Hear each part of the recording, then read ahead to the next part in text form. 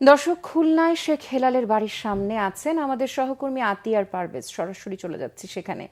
আতিয়া, নিশ্চয়ই শুনতে পাচ্ছেন কি অবস্থা? শেখের বাড়িতে কি ভাঙচুর এখনো চলছে কিনা সবশেষ পরিস্থিতি জানাবেন আমাদের। তুই না গতকাল রাতে খুলনায় আওয়ামী লীগের যে প্রভাবশালী নেতা সাবেক প্রধানমন্ত্রী শেখ হাসিনার চাচাতো ভাই শেখ হেলাল উদ্দিন এবং শেখ জুয়েল উদ্দিনের যে বাসভবন, যেটি খুলনায় শেখ বাড়ি হিসেবে পরিচিত, এই ভবনটি গতকাল রাতে 3টি বুলডোজার দিয়ে ভেঙে দেওয়া হয়। দেখতে পাচ্ছেন ভবনের যে সম্মুখ ভাগ সেটি কিন্তু ধসিয়ে দেওয়া হয়েছে। আর এই ধসিয়ে দেওয়ার পর থেকে, অর্থাৎ গতকাল রাত থেকেই কিন্তু আমরা লক্ষ্য করেছি, আপনারা দেখতে পাচ্ছেন এখানের যে মালামাল ইট এবং রড, সেটি কিন্তু বিভিন্ন পর্যায়ের মানুষ সেটি কিন্তু এখান থেকে নিয়ে যাচ্ছে। রাত থেকেই এটি শুরু হয়েছিল, এখনো পর্যন্ত কিন্তু এই মালামাল কিন্তু নিয়ে যেতে আমরা দেখছি।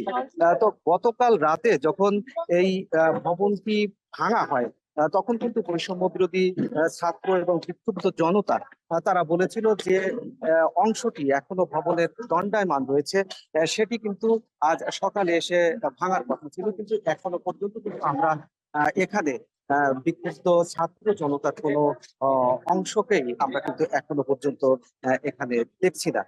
এছাড়া গতকাল রাতে আওয়ামী লীগের মধ্যম সারির দুই নেতার বাড়ি এবং আহ আহ তাদের যে ব্যবসায়িক প্রতিষ্ঠান সেটি কিন্তু ভাঙচুর এবং অগ্নিসংযোগের ঘটনা ঘটে। পাশাপাশি খুলনা বিশ্ববিদ্যালয়ে শেখ মুজিবুর রহমানের যে মুরাল রয়েছে তার আংশিক কিন্তু ভেঙে দেওয়া হয়।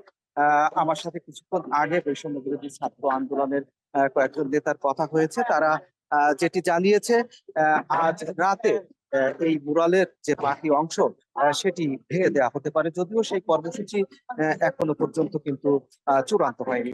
আরেকটি বিষয়ে জানাতে চাই, সেটি হচ্ছে যে এই যে ভাঙচুর, কেন এই ভাঙচুর করা হয়েছে সেই বিষয়টি আমরা জানতে চেয়েছিলাম।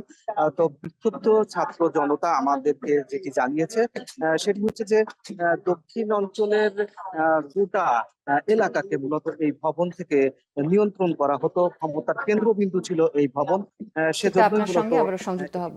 আতিয়ার, ধন্যবাদ আপনাকে।